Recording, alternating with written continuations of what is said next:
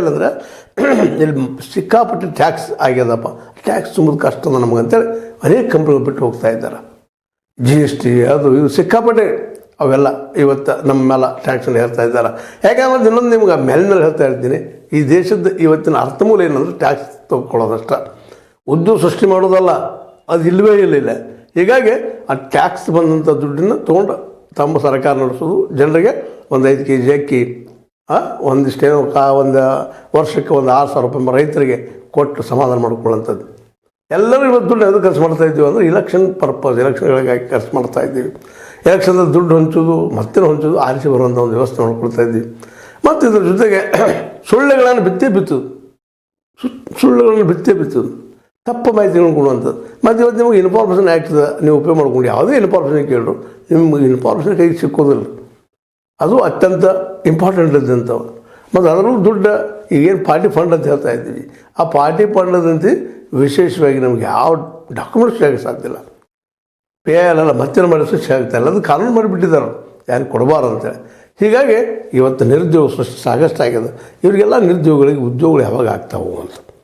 ಮತ್ತು ಇದೆಲ್ಲ ಆದಾಗಲ್ಲದ್ರೆ ನಾವು ಅಭಿವೃದ್ಧಿ ಆಗುವಂಥದ್ದು. ಈಗ ನಾವು 5ನೇ ನಂಬರ್ ಅಂತ ಇದ್ದೀವಿ ಅಷ್ಟೇ, ಅದು ಏನು ಹೊರಗಿನ ದೇಶದಿಂದ ತರಿಸ್ಕೊಳ್ತೀವಿ, ಇಂಪೋರ್ಟ್ ಮಾಡ್ಕೊಳ್ತೀವಿ ಅಂತೇಳಿ ಅವರು ಒಂದೇನೋ ನಮಗೆ ನಂಬರ್ ಕೊಟ್ಬಿಟ್ಟಿದ್ದಾರೆ, ನಾವು ನಂಬುವಂಗೆ. ಆದರೆ ಅದೆಲ್ಲ ಇವತ್ತು ಏನಪ್ಪ ಅಂದ್ರೆ ಒಂದು ರೀತಿ ಅವೆಲ್ಲ ಅರ್ಧ ಸತ್ಯಗಳಾಗಿ ಹೋಗ್ಬಿಟ್ಟಿದ್ದಾವೆ. ಈ ಅರ್ಧ ಸತ್ಯಗಳನ್ನ ನಂಬಿಕೊಂಡು ನಾವು ಹೋಗುವಂಥದ್ದು ಎಷ್ಟರ ಮಟ್ಟಿಗೆ ಒಳ್ಳೆಯದು ಅಂತ. ಈ ಎಲ್ಲ ವಿಷಯಗಳ ಕುರಿತಾಗಿ ನಮ್ಮ ಮಲ್ಲಿಕಾರ್ಜುನ ಖರ್ಗೆ ಅವರು, ವಿರೋಧ ಪಕ್ಷದ ನಾಯಕರು, ಈ ಒಂದು ಅದು ಎದುರಿಗೆ ಮೋದಿಜಿಯವ್ರ ಎದುರಿಗೆ ಪ್ರಶ್ನೆ ಮಾಡ್ತಾ ಹೋಗ್ಬಿಟ್ರು, ಯಾಕೆ ಹೆಚ್ಚಾಗ್ತದೆ ನಿರುದ್ಯೋಗ, ಏನು ಪರಿಹಾರ ಅದ ಅಂತೇಳಿ. ಒಂದನೇದಾಗೆ ಸರ್ಕಾರದ ಅಭಿಪ್ರಾಯದಲ್ಲೇ ಏನು 13.4% ನಿರುದ್ಯೋಗ ಇದೆ ಸ್ವತಃ ಸರ್ಕಾರ ಒಪ್ಕೊಳ್ತದೆ. ಆದರೆ ಹೊರಗಿನ ಸರ್ವೆಗಳಿಗೆ ಭಿನ್ನದಾವೆ, ಆ ಮತ್ತು ಬೇರೆ. ಮತ್ತು ಅದರಲ್ಲಿ ಹೆಣ್ಮಕ್ಳಿಗೆ 20.6% ಏನಪ್ಪ ಅಂದ್ರೆ ಅವ್ರಿಗೂ ಉದ್ಯೋಗ ಇಲ್ಲ ಅನ್ನೋ ಮಾತನ್ನು ಹೇಳ್ಕೊಳ್ತಾ ಇದ್ದಾರೆ. ಮುಂದಿನ ಇದು ಸರ್ಕಾರದ್ದು ಇನ್ನು ಏಜೆನ್ಸಿಗಳು ಕೆಲವೊಂದಿಷ್ಟ ಅವರು ಸರ್ವೆ ಮಾಡಿದ್ದಾರೆ. ಅವ್ರ ಸರ್ವೆಯಲ್ಲೇ ಸಾಕಷ್ಟು ಇನ್ನೂ ಬಡವರಿದ್ದಾರೆ, ನಿರುದ್ಯೋಗ ಹೆಚ್ಚಿದ್ದಾರೆ ಅನ್ನುವಂಥ ಮಾತುಗಳನ್ನು ಹೇಳ್ತಾ ಇದ್ದಾರೆ.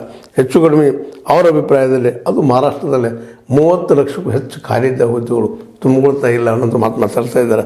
ಅದು ಸ್ವತಃ ಮೋದಿಜಿಯವರು ಮುಂದೆ ಹೇಳ್ತಾ ಇದ್ದಾರೆ. ಇನ್ನಷ್ಟು ಕಡಿಮೆ ಮಾಡಿ ಹೇಳಿದಾರೇನೋ ಅವರು, ಯಾಕಂತಂದರೆ ಇಡೀ ಒಟ್ಟಾರೆ ಈ ದೇಶದ ಏನಪ್ಪ ಅಂದರೆ ಹುದ್ದೆಗಳು 80-85 ಲಕ್ಷ ಆಗ್ತಾವೆ ಅಂತ ಒಂದು ಅಂದಾಜು ಅದ.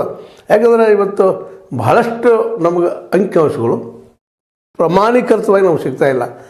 ಪ್ರಮಾಣೀಕೃತವಾಗಿ ಸಿಗ್ತಪ್ಪ ಅಂತಂದ್ರೆ ಹೌದು ಬಾಯ್ ಸತ್ಯ ಅಂತ ಹೇಳೋಕ್ಕೆ ಸಾಧ್ಯ ಇದೆ. ಭಾಳಷ್ಟು ವಿಷಯಗಳು, ಅದರಲ್ಲೂ ಜನಸಂಖ್ಯೆ ಸರ್ವೆ ಆಗಿಲ್ಲ, ಇದು ನಿಮ್ಗೆ ಗೊತ್ತಿದ್ದಂಥ ವಿಷಯ. ಎಷ್ಟು ಜನ ಇದ್ದಾರೆ ಏನು ಎಂತೂ ಗೊತ್ತಿಲ್ಲ. ಈ ದೇಶದಲ್ಲಿ ಯಾವ ಜಾತಿ ಜನ ಎಷ್ಟಿದ್ದಾರೆ ಅದು ಗೊತ್ತಿಲ್ಲ. ಇದೆಲ್ಲ ಹಿಡಿದ ತಕ್ಷಣ ಜಾತಿ ನಡುವೆ ಜಗಳ ಹಚ್ತಾರೆ, ಇದು ಯಾಕೆ ಬೇಕಾಗಿದೆ ಅನ್ನೋಂಥ ದೊಡ್ಡ ಆದರ್ಶದ ಮಾತುಗಳನ್ನು ಸಹಿತ ಮಾತಾಡ್ತಾ ನೋಡ್ತಾ ಇದ್ದೀವಿ. ಹೀಗಾಗಿ ಈ ದೇಶ ಇವತ್ತು ನಮಗೆಲ್ಲರೂ ನಿರುದ್ಯೋಗವನ್ನು ಏನಪ್ಪ ಅಂದ್ರೆ ಬರವಣಿಗೆ ಕೊಡ್ತಾ ಇದ್ದಾರೆ ನಮಗೆಲ್ಲರಿಗೂ ಅಂತ. ಉದ್ಯೋಗ ಇಲ್ಲ ಅಂತ ಅನ್ನುವಂಥದ್ದು. ಮತ್ತು ಉದ್ಯೋಗ ಸೃಷ್ಟಿ ಮಾಡುವಂಥ ಕ್ಷೇತ್ರದಲ್ಲೂ ಸಹಿತ ನಾವು ಸರಿಯಾಗಿ ಹುಡುಕ್ತಾ ಇಲ್ಲ, ಯಾವುದೋ ಕ್ಷೇತ್ರಗಳಲ್ಲಿ ಹೋಗಿ ಹುಡುಕ್ತಾ ಇದ್ದೀವಿ. ಹೀಗಾಗಿ ಈ ಒಂದು ಬೇರೆ ಬೇರೆ ಕ್ಷೇತ್ರ ಹೋಗಿ ಹುಡುಕಿದ ಪರಿಣಾಮ ಇವತ್ತು IIT IIM ಮಾಡಿದಂಥ ಮಕ್ಕಳು ಇವತ್ತು ನಿರುದ್ಯೋಗಿಗಳಾಗಿದ್ದನ್ನು ನಾವು ನೋಡ್ತಾ ಇದ್ದೀವಿ. ಮತ್ತು ಇವರಿಗೆ ಉದ್ಯೋಗ ಇಲ್ಲ ಅಂದ್ರೆ ಉಳಿದ ಪಾಪ ಈ MA BA BCom ಅಕಾಡೆಮಿಕಾಗಿ ಕಲಿತಂಥ ಪರಿಸ್ಥಿತಿ ಏನಾಗ್ಬಾರ್ದು ಅಂತ. ಅದಕ್ಕಾಗಿಯೇ ಒಂದು ಕಡೆ ಇನ್ನೊಂದು ಸರ್ವೆ ಹೇಳಿದ್ದೆ ನಿಮಗೆ, ಪ್ರೈವೇಟ್ ಏಜೆನ್ಸಿ ಅವರು ಮಾಡಿದಂಥದ್ದು ಮುಂದಿನ ದಿನಗಳಲ್ಲಿ 2029-25 10 ಜನರಲ್ಲಿ 9 ಜನ ನಿರುದ್ಯೋಗಿಗಳಾಗಿರ್ತಾರೆ ಅಂತ ಸ್ಪಷ್ಟವಾಗಿ ಹೇಳ್ತಾ ಇದ್ದಾರೆ. ಇವೆಲ್ಲವೂ ಕೇಳಿದಾಗ ಮಾಡಿದಾಗ ಒಮ್ಮೆ ಆಘಾತ ಅನ್ನಿಸ್ತದೆ, ಶಾಕ್ ಅನ್ನಿಸ್ತದೆ.